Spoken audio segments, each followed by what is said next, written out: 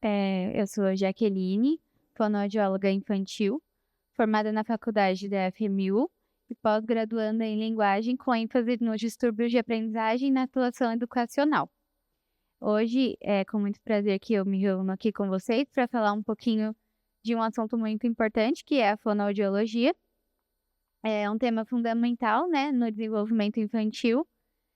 E hoje a gente vai abordar os marcos do desenvolvimento de linguagem em crianças atípicas e a importância da motricidade orofacial.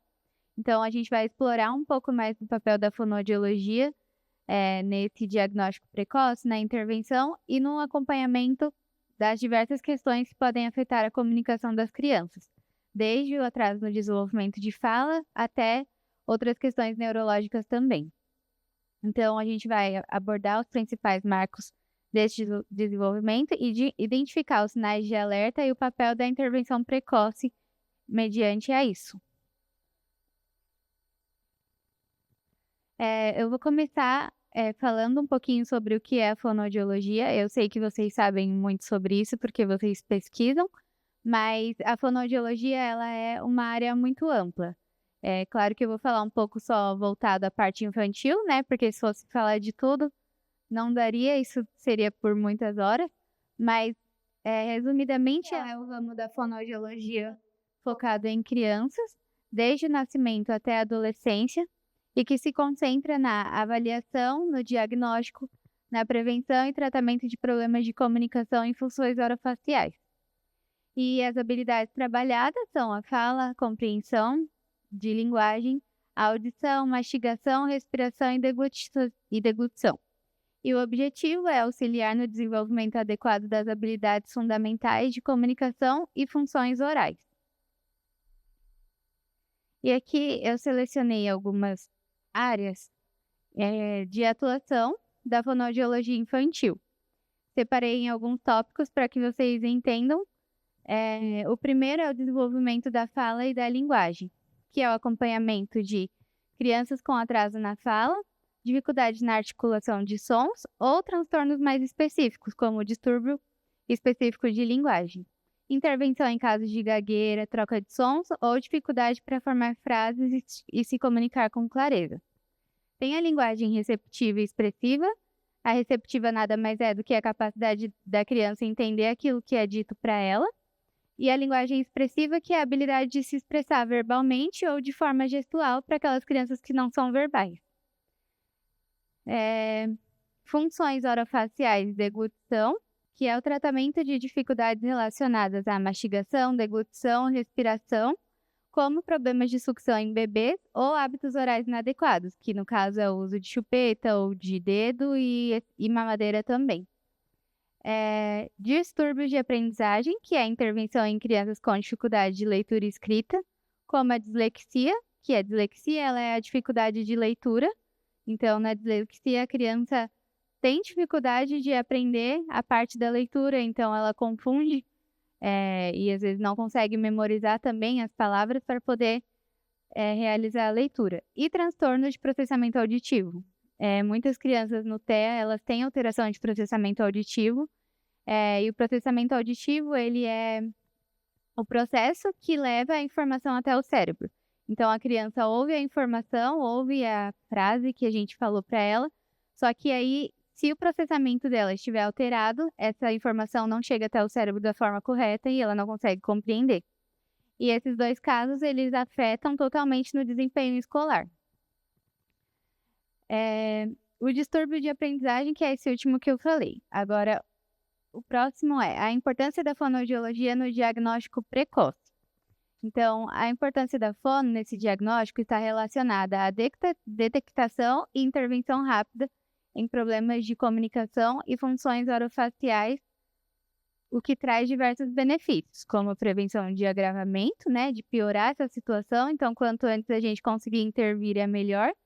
Desenvolvimento adequado, facilitação da aprendizagem e a melhoria da socialização e a atuação interdisciplinar. Então, quando há dificuldade nesse processo, a intervenção precoce do fonoaudiólogo infantil, ela é fundamental para evitar que isso piore e interfira em outras áreas do desenvolvimento, como essas de socialização e o desempenho escolar. E a fonoaudiologia infantil atua de forma interdisciplinar com os pediatras, neurologistas, psicólogos, terapeuta ocupacional e toda essa equipe que trata da saúde, e é por isso que a gente chama de multidisciplinar, porque a gente trabalha em conjunto para promover o desenvolvimento integral dessa criança. Aqui eu vou falar um pouco do desenvolvimento de linguagem nas crianças atípicas. O desenvolvimento da linguagem em crianças atípicas trata da aquisição e uso da linguagem em crianças com condições ou transtornos como o do espectro autista, síndrome de Down ou transtorno de déficit de atenção e hiperatividade. E essas crianças elas podem apresentar atrasos ou desvios nas habilidades de comunicação, exigindo uma abordagem e suporte especializado para atender às suas necessidades específicas.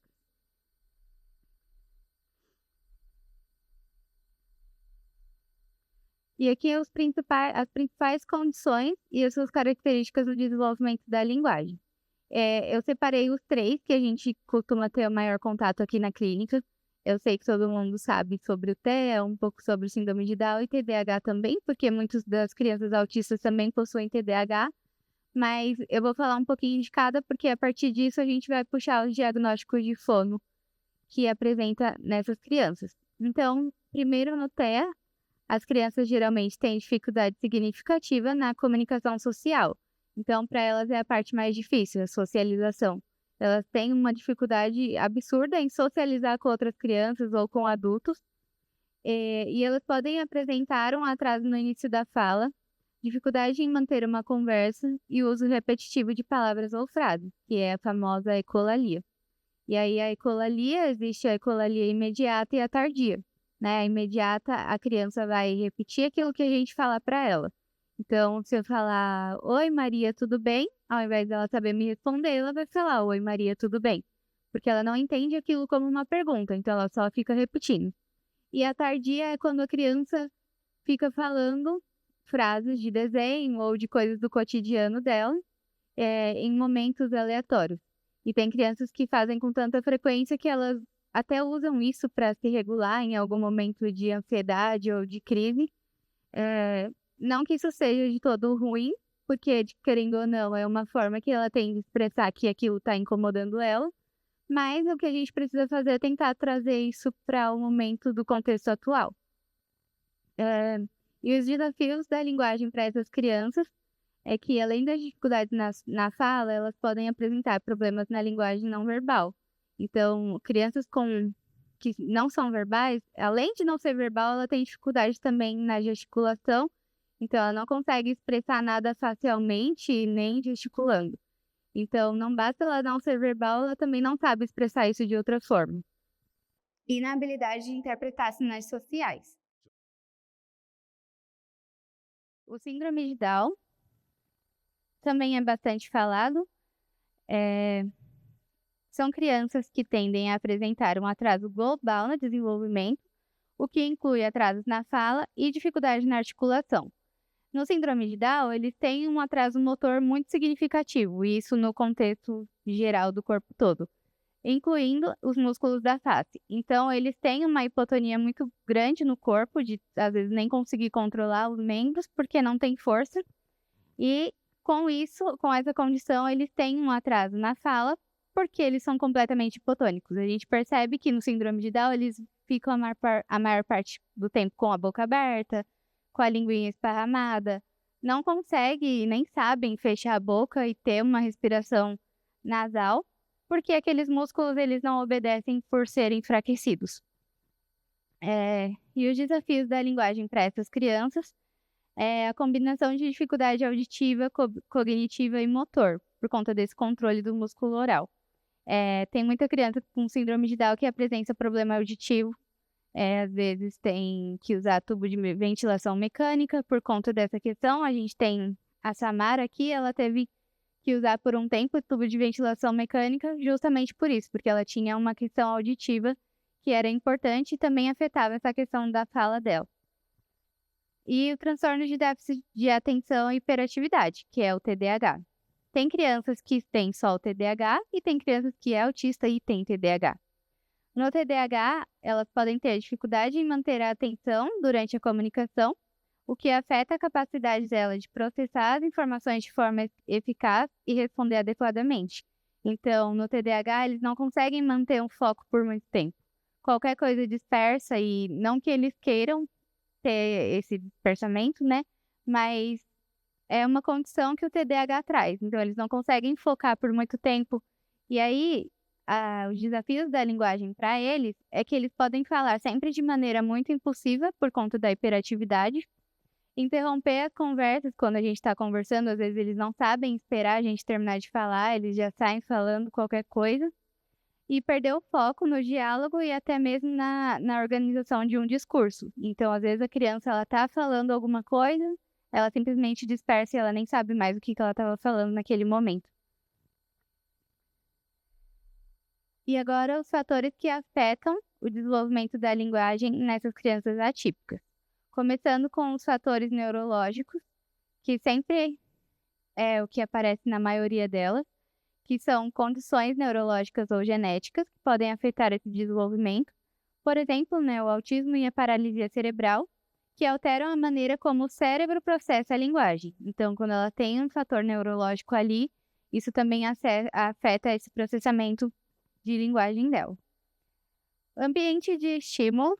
Quando a criança é atípica, ela precisa de um ambiente de estímulo rico e ela não tem acesso a isso, né? Então, toda criança atípica e até não típica, elas precisam ter um estímulo, né, de comunicação, um ambiente com essa comunicação, para promover o desenvolvimento da linguagem com atenção especial às suas necessidades individuais.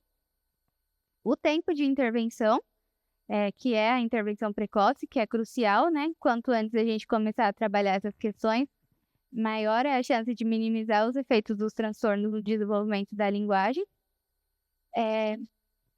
E o apoio tecnológico, que é em caso de deficiência auditiva, né? A gente conseguir identificar a tempo que a criança tem alguma alteração auditiva e alguma dificuldade motora grave. Então, o uso dessa tecnologia, a gente pode usar implante, aparelho auditivo, tubo de ventilação mecânica, como eu comentei. Quando a gente tem esse diagnóstico antes, a gente consegue prevenir antes ainda essas questões para evitar que interfira mais na vida dessa criança. Aqui são os tipos de diagnóstico da fala. Eu trouxe alguns que são os mais comuns que aparecem nessas crianças, né, no autismo, no síndrome de Down, no TDAH. E eu quis falar um pouco sobre isso porque, na maioria das vezes, quando a gente vai fazer uma anamnese, a gente pergunta a queixa do paciente, às vezes a mãe vem e já fala assim, o meu filho, ele não consegue falar, ele tem atraso de fala, e eu acho que ele tem apraxia. Só que os diagnósticos da fonoaudiologia, eles são todos muito parecidos. Então, é uma coisinha ou outra, uma questão ou outra que diferencia os diagnósticos. Então, a apraxia, por exemplo, ela é muito parecida com o transtorno fonológico. Então, às vezes a mãe vem e fala, meu filho tem apraxia de fala. Mas, na verdade, ele não tem apraxia de fala, ele tem um outro diagnóstico. Mas é comum porque não sabem exatamente como é em cada coisa. E acaba que é até difícil a gente colocar na cabeça, né, de que não é aquilo. Até porque também tem outros profissionais que não sabem também e acabam falando, eu acho que pode ter. A gente já recebeu paciente que vem do próprio neuro e o neuro pede para investigar a apraxia de fala.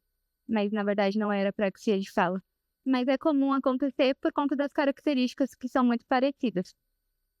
Então, primeiro tem a dislalia. A dislalia ela é uma dificuldade na articulação dos sons que resulta em trocas, omissões e distorções ou substituições de fonema. Então, a criança com dislalia, ela pode ter umas trocas muito diferentes. Por exemplo, ao invés dela falar gato, ela fala pato. Então, eu falo para ela, fala gato, e ela entende totalmente errado e fala pato. Ou talvez não que ela entenda errado, mas ela não consegue falar aquilo que a gente passou para ela. E as trocas são bem estranhas, porque a gente pode pedir para ela falar castelo, ou ela mesmo querer expressar castelo, e ela fala tatola. É totalmente aleatório aquela troca, mas na dislalia isso acontece. E a causa ela pode estar associada a fatores como hábitos orais inadequados, os problemas auditivos ou atraso no desenvolvimento da fala. E aí vem a apraxia de fala. Na apraxia é um transtorno motor que dificulta, né, a coordenação dos movimentos necessários para produzir os sons da fala. Então, a criança, ela sabe o que ela quer falar, mas ela não consegue expressar aquilo porque os músculos não obedecem o que o cérebro manda. Então, o cérebro manda a informação de tipo, mamãe, eu quero água, mas ela não consegue reproduzir aquilo, porque os músculos, eles não reproduzem o que o cérebro manda. E a causa da apraxia de fala é uma condição neurológica que afeta o planejamento motor da fala, e muitas vezes ela está associada a lesões cerebrais ou transtornos de desenvolvimento. A maioria das vezes a apraxia é por algum transtorno neurológico. Então, é mais específico de se tratar. E aí vem a gagueira, que é a famosa disfluência, né? Na gagueira, ela é caracterizada por interrupções na fluência de fala, como repetições de sons, sílabas ou palavras, prolongamentos e bloqueios. Então, a criança ela não consegue falar uma frase inteira sem repetir aquela palavra ou ter alguns bloqueios. E aí ela pode ser acompanhada por tensão física, ansiedade ou até evitamento de fala, porque tem criança que apresenta tanta gagueira que evita se comunicar por ter vergonha e às vezes não ter paciência de formar a frase para que a pessoa entenda o que ela quer passar. E a causa da gagueira pode ser fatores genéticos, neurofisiológicos ou emocionais, sendo que a causa exata da gagueira ainda não é totalmente compreendida, porque tem criança que já apresenta gagueira desde pequenininho e tem outras que adquire com o tempo. Por isso que entra a causa emocional. O emocional, ele mexe muito com a criança, então às vezes a criança com 5 anos do nada começa a gaguejar. E aí quando a gente vai investigar, 80% do problema é emocional. E a criança acaba tendo autoestima baixa, não tem vontade de se comunicar por conta disso. E aí a gente até chama de gagueira adquirida, porque ela adquiriu depois de um tempo. O próximo é o transtorno fonológico.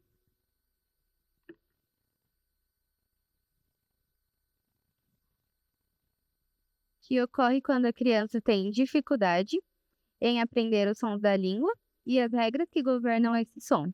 E isso pode levar a erros de fala, como a omissão ou substituição de sons em palavras. Então, ela tem dificuldade também em organizar esses sons, por isso que é muito parecido com a apraxia, porque ela sabe o que ela quer falar, mas os músculos dela também não sabem organizar aquilo que ela quer reproduzir para a gente. E a causa disso também são fatores genéticos, ambientais ou cognitivos que podem influenciar. E aí o atraso na aquisição de linguagem.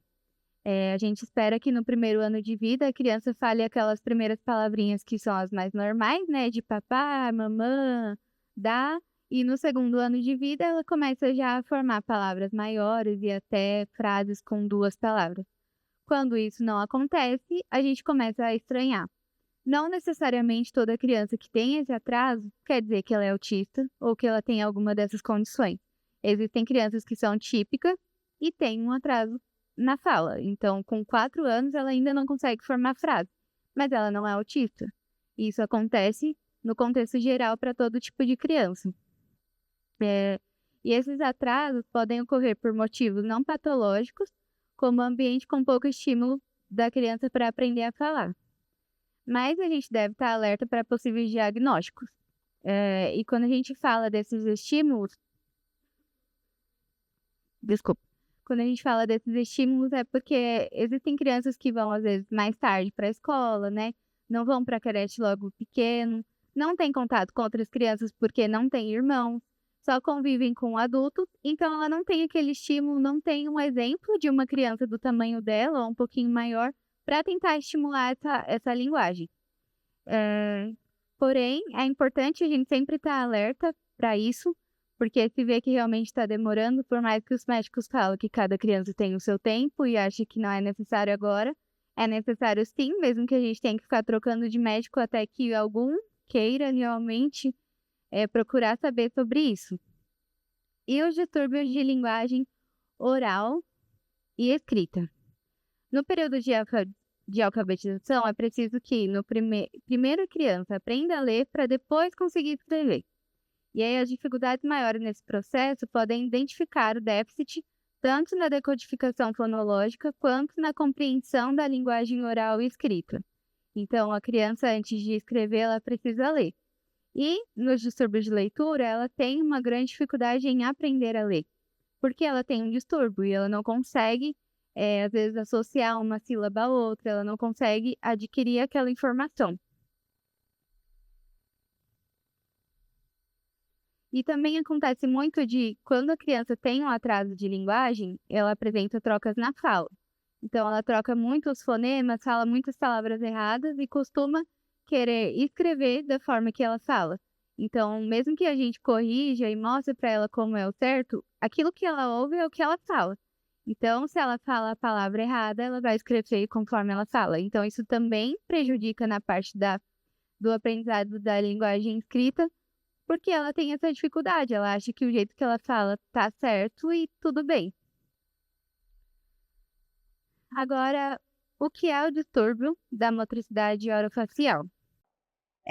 Esse termo, que é o famoso termo de MO, ele se refere a um conjunto de disfunções que afetam os músculos da face e da boca, interferindo em funções básicas, como a mastigação, deglutição, respiração, fala e sucção. E essas alterações estão ligadas ao funcionamento inadequado dos músculos orofaciais e as estruturas associadas, como a língua, os lábios e as bochechas e o palato. Como eu comentei anteriormente no síndrome de Down, aparece muito porque eles têm essa musculatura muito hipotônica. Então, afeta toda essa questão da motricidade orofacial. E qual é a importância, né, da motricidade orofacial? Ela inclui a fala e a linguagem, que nada mais é do que as habilidades de articulação e da fluência, a alimentação e a deglutição, e é a criança ter uma mastigação segura e eficaz, porque quando tem alteração de MO, ela também tem dificuldade em mastigar, porque os músculos dela são enfraquecidos. Respiração, que é a respiração nasal adequada e os padrões respiratórios.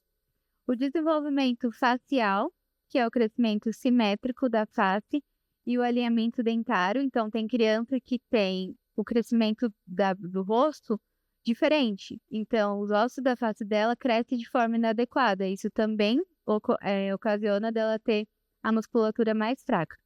E o alinhamento dentário, por conta do uso da chupeta, talvez o dedo, elas têm a dentição incorreta e também influencia totalmente nessa musculatura.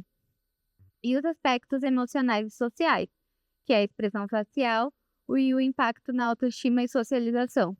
Tem crianças que têm tanta hipotonia nessa parte da musculatura que ela não consegue ter uma expressão facial adequada, porque o músculo não segue aquilo que ela deseja.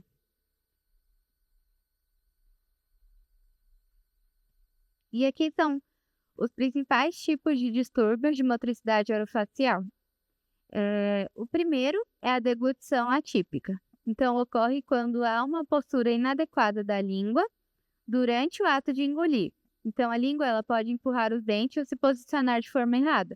Então, a criança não consegue, por conta da fraqueza da língua, manter a língua no lugar correto para fazer aquela mastigação e conseguir deglutir. Isso faz com que a criança tenha engasgo, às vezes tem refluxo, às vezes até ocasiona uma disfagia futuramente por conta da forma que ela engole. E a disfagia a gente sabe que ela pode causar muitas questões mais graves, né? Como a criança broncoaspirar aquela comida porque ela não conseguiu engolir de forma adequada. E aí a comida vai para o lugar errado. E as causas, né, dessa deglutição atípica é o uso prolongado da chupeta, da mamadeira, do dedo e alterações anatômicas ou musculares. A respiração bucal, que é quando a criança respira sempre pela boca ao invés de usar o nariz. Então, a respiração oral ela pode ser um comportamento crônico e afeta o desenvolvimento orofacial. Porque aquelas crianças que respiram pela boca, elas têm costume de estar sempre com a boca aberta. Então, aqueles músculos vão se enfraquecendo porque a boquinha dela está sempre aberta em uma única posição. Com isso, ocasiona dela ter problemas respiratórios e também nessa parte da musculatura. Dificuldade de mastigação, que está relacionado à deglutição também, né? Que são problemas na coordenação dos músculos envolvidos na mastigação, que podem tornar o processo lento ou ineficaz. Então, como a musculatura ela é muito hipotônica, a criança não consegue fazer o movimento de mastigação. Por isso, a maioria das vezes que a gente vai atender a criança pela primeira vez, que a gente faz uma anamnese, a gente sempre pergunta para os pais. E tem pais que às vezes está tão acostumado com a forma que a criança mastiga que nem percebe que ela tem alguma alteração na mastigação. Mas a gente sempre pergunta se a criança faz o movimento correto, se ela mastiga dos dois lados, se ela abre e fecha a boca, se ela realmente amassa os alimentos com os dentes, porque muitos deles, quando têm essa alteração de motricidade orofacial, eles costumam amassar com a língua e engolir.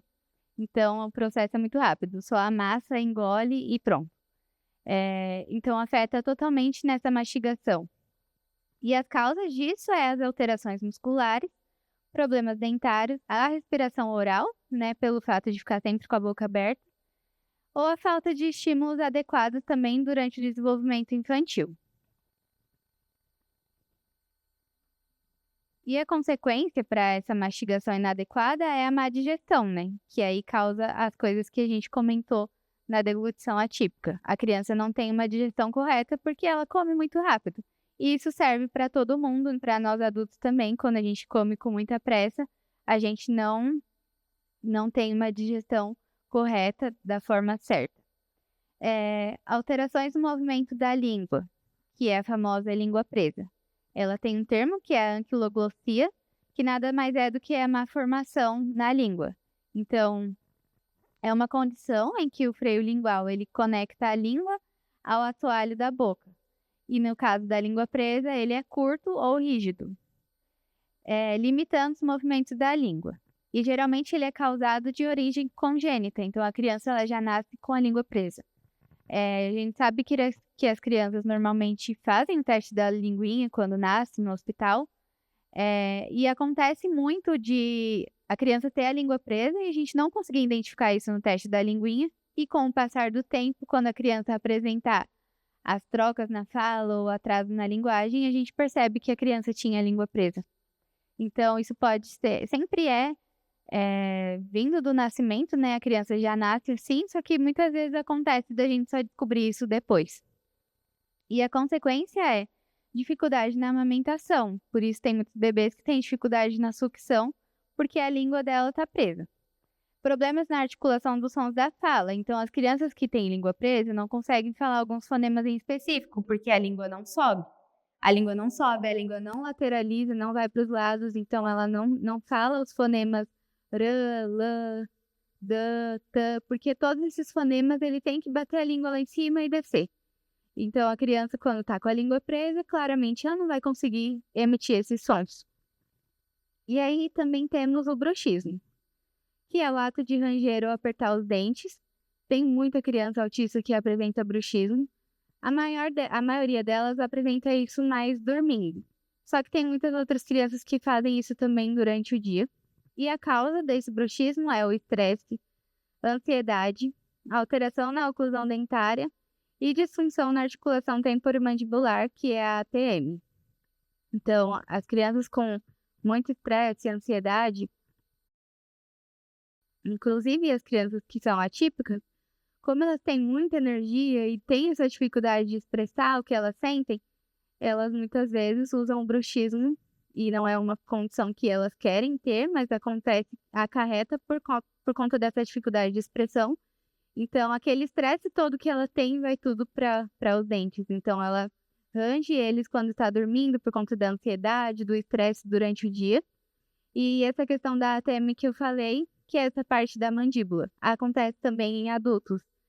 Normalmente, quando a gente tem bruxismo, a gente range muito e aperta muito, então essa mandíbula ela fica muito pressionada e a gente sente dor.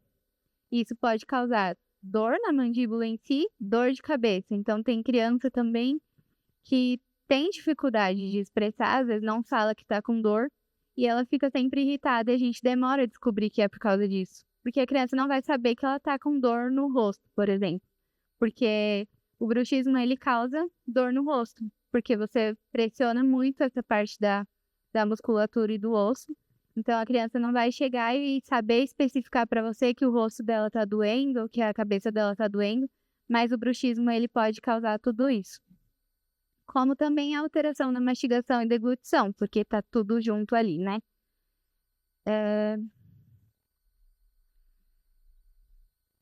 Agora eu vou falar um pouquinho do diagnóstico e o tratamento da motricidade orofacial. Então, primeiro, né, a terapia fonoaudiológica, que é o mais importante, que são exercícios específicos que a gente usa para reeducar os músculos orofaciais, melhorar a postura da língua, lábio, bochecha e corrigir esses padrões de respiração, deglutição e mastigação. Então, na terapia, a gente usa muitos treinos para tentar corrigir o posicionamento correto de língua, de bochecha, de lábios, padrão de respiração, entre outros. A correção de hábitos orais, que são para as crianças que têm, que ainda chupam chupeta ou chupam dedo e tomam mamadeira, a gente tenta, né, eliminar esses hábitos que são totalmente prejudiciais. Aparelho ortodôntico, que não são em todos os casos, mas quando necessário, o uso de aparelho ortodôntico pode ser indicado para corrigir essa alteração da arca dentária e orofaciais. E a cirurgia, que também é só quando necessário, que aí entra no caso da língua presa, né? Quando a criança tem a língua presa, ela pode ser indicada a fazer a frenectomia, que é cortar essa língua, mas é uma cirurgia muito simples, é só um cortezinho mesmo. E aí, depois disso, a recuperação é muito rápida. Claro que, né, tem mãe que acha assim, fica tão ansiosa da criança conseguir superar isso, que acha que ela operou hoje, na semana que vem ela já vai conseguir falar tudo corretamente. Só que não funciona assim, porque também ela vai ter que aprender agora a usar a língua dela que tá solta. Antes era presa, agora é novo para ela ter a língua solta, então ela nem sabe coordenar a língua dela porque ela tá diferente. Então é todo um processo que a gente tem que pegar lá do início para ela entender como que é o funcionamento da língua.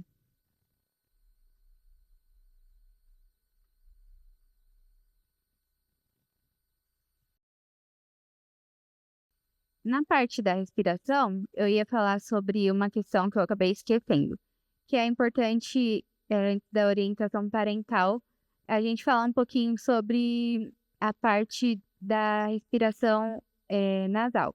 Tem muita criança que tem dificuldade da respiração nasal por conta de problemas de saúde como adenoide, carne esponjosa. E a adenoide, ela costuma ter, começar bem pouquinho e depois, com o tempo, ela vai aumentando. Então, às vezes, a gente chega uma criança e o pai fala que levou no otorrino e a criança estava com 30% de obstrução da adenoide no nariz. E aí, depois de uns 3, 4, 5 meses, a criança já está com 60% de dificuldade, né, nessa questão. E aí, a adenoide, querendo ou não, ela ocupa a parte nasal e a criança não consegue, respirar de forma correta. Então, isso acarreta, obviamente, dela ser obrigada a respirar pela boca, porque o nariz dela não é suficiente. Então, se ela não abrir a boca para ajudar ela a respirar, ela não consegue respirar. Então, é uma coisa que ela também não consegue controlar por conta disso. A adenoide, ela é indicada à cirurgia, acho que, se eu não estiver enganada, a partir de 70% de obstrução, mas a maioria das crianças, elas ultimamente têm apresentado adenoide e até adquire depois com o tempo, mas é uma causa importante da respiração oral que prejudica totalmente, né, esses músculos da face.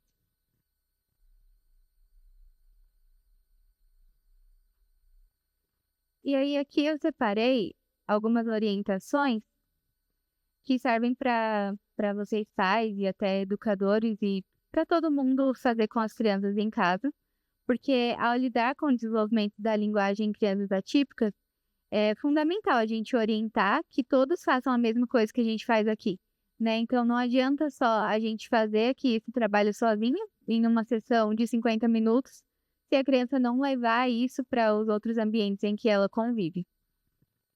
Então, o primeiro de tudo é estabelecer uma rotina de comunicação. Então, a criança falar com frequência e de forma correta. No caso, para quem não é verbal, os pais ou os professores e quem costuma conviver mais com a criança, falar de uma forma mais clara e correta.